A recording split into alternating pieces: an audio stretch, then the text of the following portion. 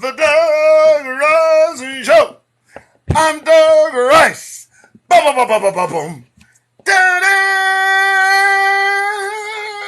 That's right. Keep it coming. Keep it coming. Keep it. What up, Hebrews?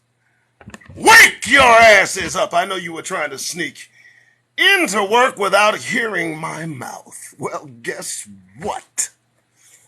Here I am, ready to brighten your Negro day. Doug Rice, 7/27/22, coming up on August, 8:24 in the morning. Yeah, baby, hump day. Are you a hump? It's Wednesday, hump day. But you're going in. I know you are. That long commute got you by the car, doesn't it, huh? But you weave and dodge traffic. You just put me on the dash, throw the volume all the way up, and listen as I try to get that goddamned grin off your fucking face. All right! How's it going? All right, Doug Rice, how's it going? All right, so I hope everybody enjoyed the show that was posted. I believe it was, Monday, Tuesday, whatever. It was good. My last show, I liked it. Katrina and I, we are a team. We prep before we go live, all right? Talk about certain topics, make sure we got everything. And also, I am told to make sure you tap the screen for algorithmic reasons. Anyway, if you've been watching me since January 6th, you know why I do this. I do this because caucasity has run amok. It is now unleashed into the wild amongst the populace, unfettered. Oh, and let me tell you something, it's getting worse and worse and worse. And the Hebrews, Negroes, in this country need to be on point. You better have your head on a swivel in this country. And I say that with all due seriousness because, well, I'm here with you. All right, so we know how this goes. I wrote out every day now I'm writing out. My wife got this for me. And I write out the topics, the narratives that I want to touch, those things that I find most interesting that I want to share with you. Afterward, we peruse the black news. And that's how I give you reason to get that damned grin off your face. Look! You don't want to be a Negro today, walking around with a goddamn smile. Dear God, I believe that just might be a trigger. For goodness sake, smiling in anyone's direction, acknowledging that you are in someone's presence may in fact elicit violent response. Had you only showed no goddamn teeth. Let them know you're an agreeable Negro. That you're happy. That you're content. That you feel good. That you feel at home. I mean, that's the idea that you pass on as you walk about this penal colony for Negroes with a goddamn smile on your face these days. And I'm going to bring the goddamn receipts. So, how's everybody doing? Well, dodge, weave, traffic, watch, don't follow too close. So today, as we do every time we do this, I come up with a set of narratives that I find touching. The first will be, I think we need to address this. I do. It's a question, the answer to which is relatively easy, but it's a question that needs asking nonetheless. Tap the screen! Right. So here's the anchor topic, the main posing, as it were. What do they really fear? No. Let's examine this. Folks, we walk about this country always hearing about what they fear. But what do they really fear? What are they actually afraid of? I mean, they hold all the cars, they have all the guns, right? I mean, they got the power, right? They've orchestrated it that way. They've made it just so that they are here and others are elsewhere. That is acceptable. Okay. But what are they afraid of? What are they really afraid of? What is it they're really, really, really afraid of? Is it replacement theory? I don't think they're afraid of being replaced. Come on! Are you afraid of being replaced? You won't be here to care. But what do they really fear? What are they actually afraid of? What's on their mind? Well, I can tell you this. What they promote reflects what they fear, and they're promoting white nationalism these days. In fact, they're promoting Christian nationalism these days, and we'll talk about that.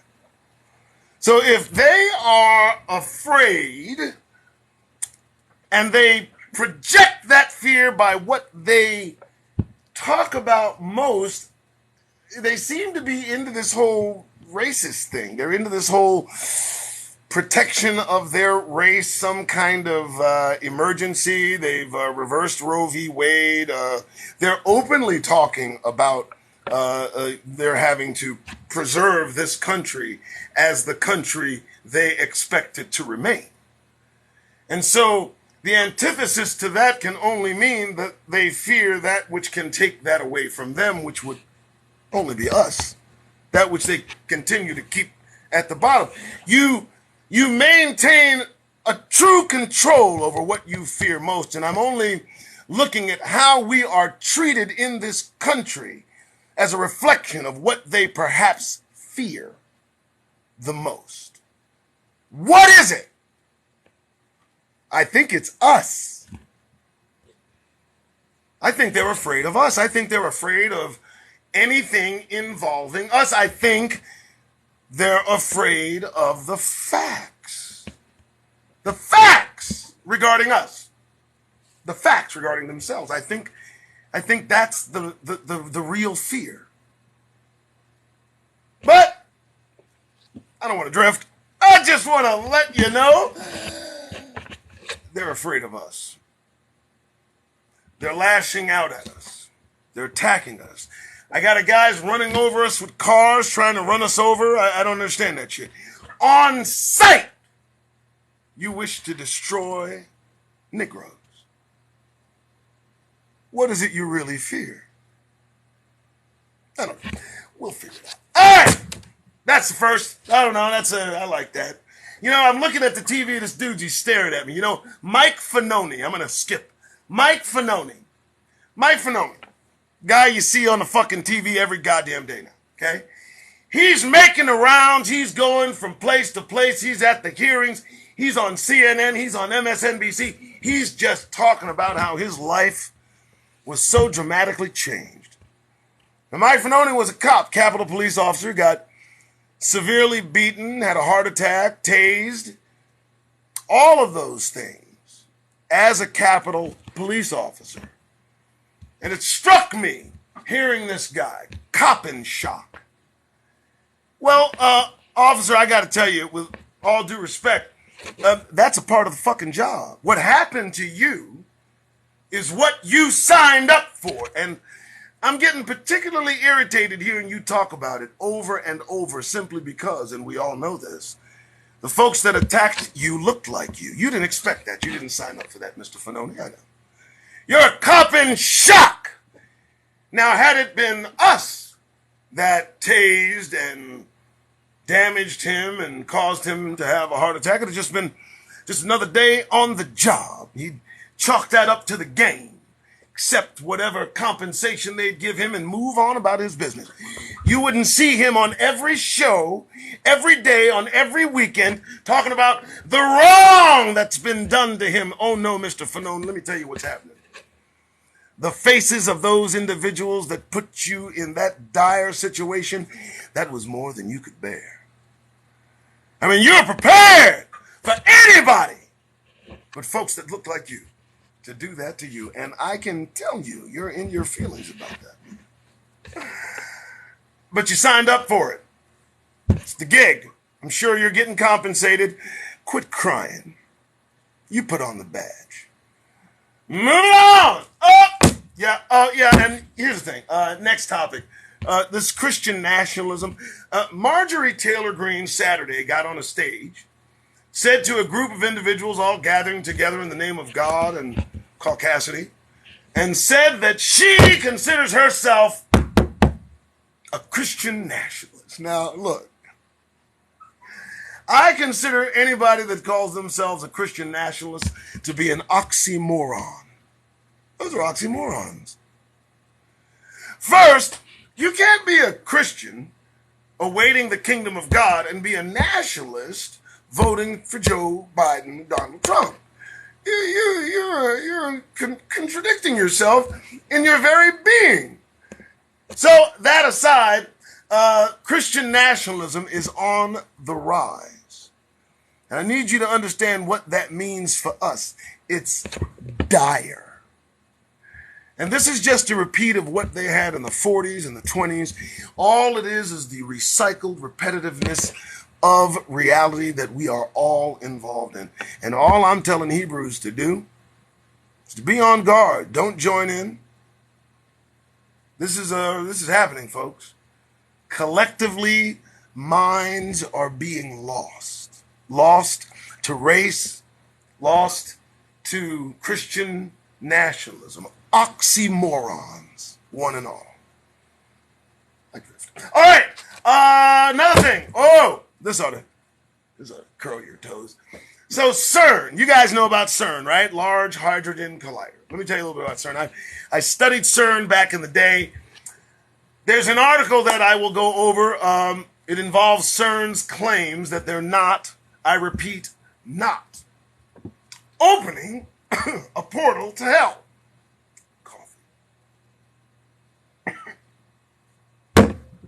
I don't cough on air, hopefully. CERN claims that they're not opening a portal to hell. They put that in print. That tells me that's exactly what they're doing. You know? And I'm going to tell you something, man. I'd much prefer they handle it like The Simpsons. You know? Just tell us what you're doing. Don't tell us that you're not opening a portal to hell, but you have these symbolistic, ritualistic dances before you open the fucking thing. You videotape it, and then you spread it all around the world, but you claim in print that you're not opening a portal to hell. Listen, just be honest. Just report that that's what's happening. You expect Satan to be here any moment. The portal might be opening. Have a reporter there ready to give his life if Satan just is on one. Shows up, just wants to kill anything. You know, just keep it 100. Don't tell us you're not doing what you're obviously doing. Everybody stand by. CERN's dangerous. All right, next. Oh, I love this one. Trump. Trump might go to jail. He might be arrested. He might do some time. He might not be able to run for president. All I can tell you is, having done all the things that Donald Trump has done, watching all of the testimony, the proof, I just watching it, taking it all. If they don't lock this man up, if there's no punishment for Trump, boy, I'm going to have me some fun. They ain't going to be able to tell me shit. They can't tell me shit now. But can you imagine what they are going to be able to tell me about themselves, or what right is, what wrong is, what I should do, how I should think, how I should feel, if they don't lock up this one? If they don't, not one should get in my face ever and to tell me anything. I ain't got any shit you got to say. Please. All right. Foundational black maleness. Foundational black masculinity. Foundational black manhood. These are the things that are being watered down. This is a true fear of those around us. Individuals who are foundational black Americans, if you must, folks who can claim their lineage from the transatlantic slave trade. Hebrews! I don't care if you don't like it. But that kind of manhood, that kind of masculinity, that is the terror of our oppressors. It's the one thing they cannot defeat. And it's the one thing they are trying so desperately to defeat. They're adopting our boys, they're putting dresses on them, they're fomenting every foulness the Creator has condemned, and all toward the destruction of foundational black maleness. Look! We ain't gonna do nothing to you. But you're gonna have to leave us the fuck alone. All right? Be proud, brothers and sisters. We're waking up as they seem to slumber. They seem to be going to sleep, while so many of us seem to be waking up. And all we can do is praise the Most High for that circumstance. That's it. On to black news. All right, so here's the deal, man. You guys know the drill. Here's what I do. Tap the screen, whatever they need to do here. Here's what I need to do. I look up a search term, 2 words, black news. I've been doing this since January 6, 2021. Or shortly thereafter. Why do I do this? Because I implore you to walk around with a serious face. Not scowling. I'm not asking you to rough mug anyone. I don't want you to frown. What I'm asking you to do is to not smile. To act as if you are certain about your destination. To act as if you don't need anyone's affirmation. And you're not offering the affirmation of others. You are not there for anyone's entertainment. You're not there to take questions. You're not there to satiate anyone's need to be at ease. And so many of us, as I look through, going through the different places we are at, we walk around and we make sure we show them that face of contentment that they expect and know so well. And in contrast, as I walk around serious-minded, I am left what they call the fuck alone. I advise you take up that mantle. You want me to bring receipts? Black news. Here we go. All right, first, I just look up black news. Here's some shit comes. First things first. Kodak Black placed under... Listen to me. Look, I don't give a damn about Kodak Black. Stop. Listen to me carefully. I don't care. You got millions of dollars, you famous, and you might have talent. I don't know.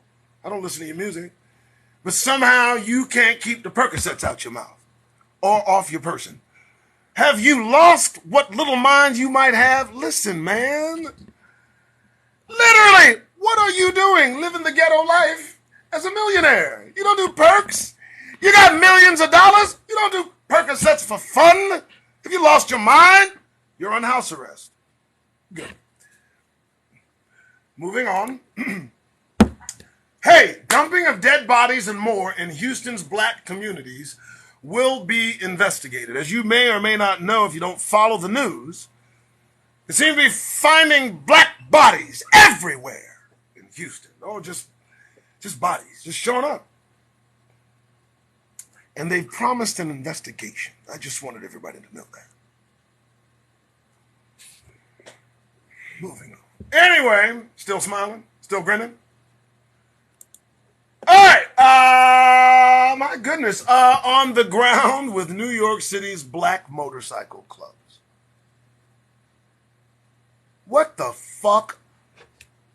Can I ask a question? The emulation of caucasity within this country regarding Negroes has to stop. We have to stop imitating our oppressors. We have to. Can you not see the degradation in our character in emulating those that brought us here in chains? What the fuck are you... Come here, man. Get off them goddamn motorcycles. What the fuck are you doing? Sorry, I didn't... And I practiced that one. The train will tell you. All right, continuing. As you may or might know, I'm just going down what I found in the news, and I'm going to get off the damn air and let you continue with your day. Well now, white man arrested after video shows him trying to run black children over yelling racial slur.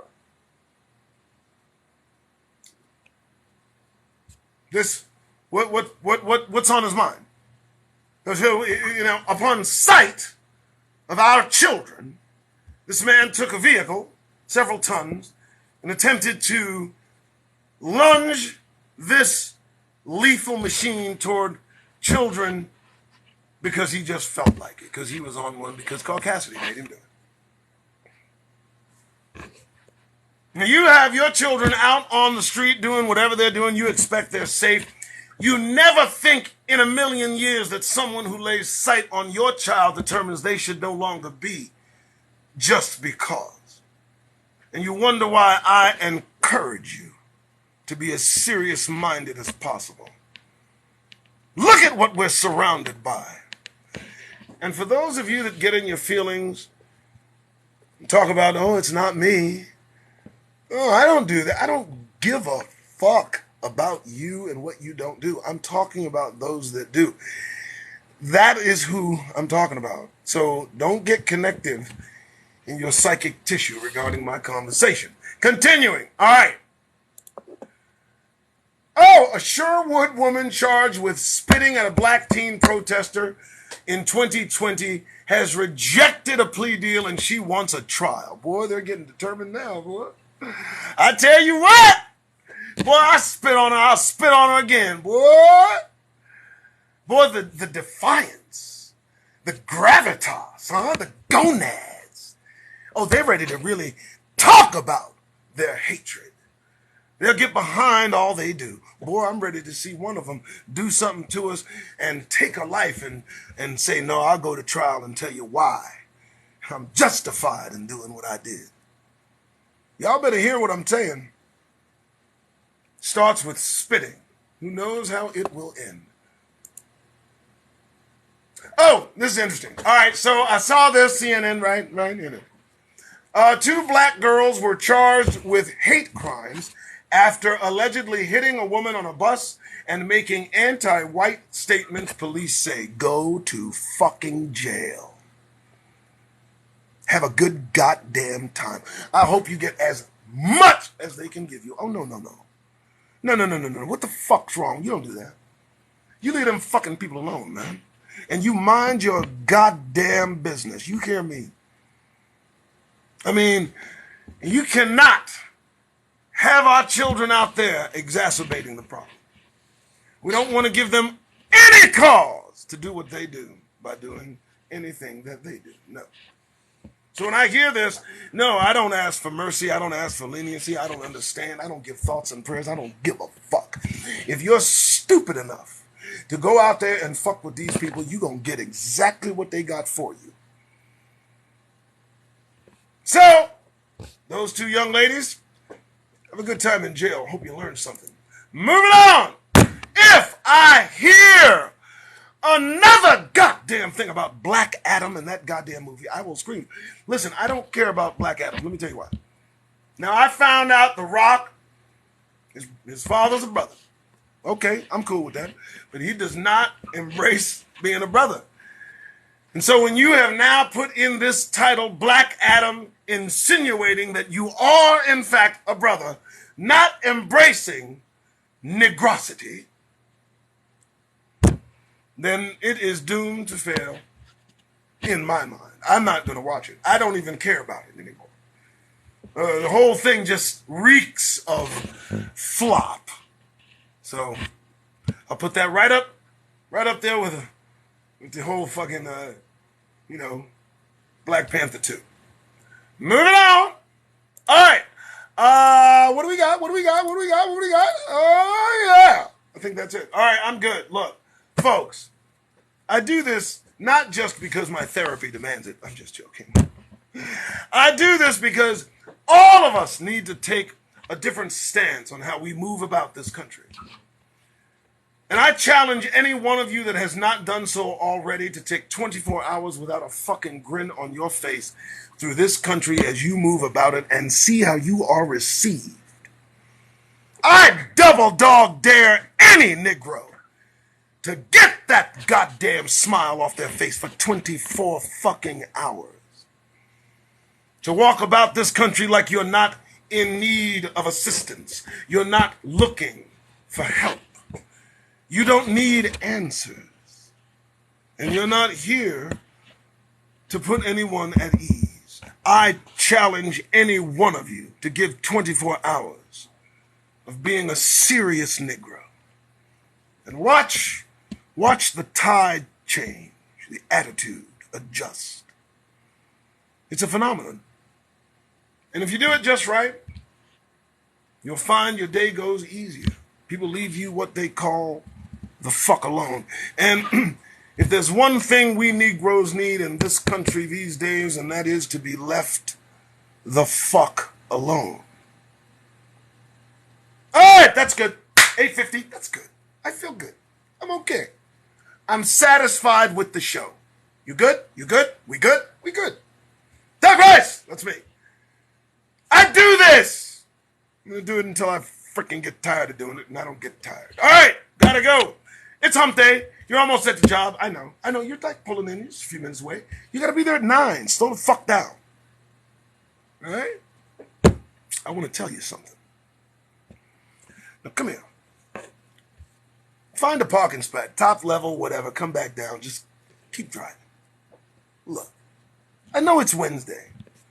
And I know you're probably one of the most popular people at the office. But you got to ask yourself a question. Is it real? Is it real? Do they mean it? I mean, you walk in every day. And what do? Hey, Jamal, what's up? Hey, what's up? How you doing? And you're right back at them. How you doing? How you doing? Every day, day in, day out, that's what you do. But today, I want you to try something. I want you to see the real. I want you to rip the veil of falsehood and pretentiousness from the eyes of those who gaze upon you as you walk through the door today. And so, as opposed to coming in your normal, jovial self, happy to be at work, I want you to come in serious-minded. I want you to project real, serious Negrosity. Just try it out and see what happens, man. Because you never know. Some people might approach you differently. Some people might come at you to the left. Some people might not appreciate that you have a different sentiment. And if that happens, then you need to consider where you are and how you got here. So, I know you're parked. I know you're ready to go. And I don't want you to be late. Try to be a little early. But I know you're about to get out the car. I want you to steel yourself right now. Breathe. Now, what are you going to do? What are you going to do? Here's what you're going to do. Get that goddamn grin off your face. All right. Get out the car. Have a good day.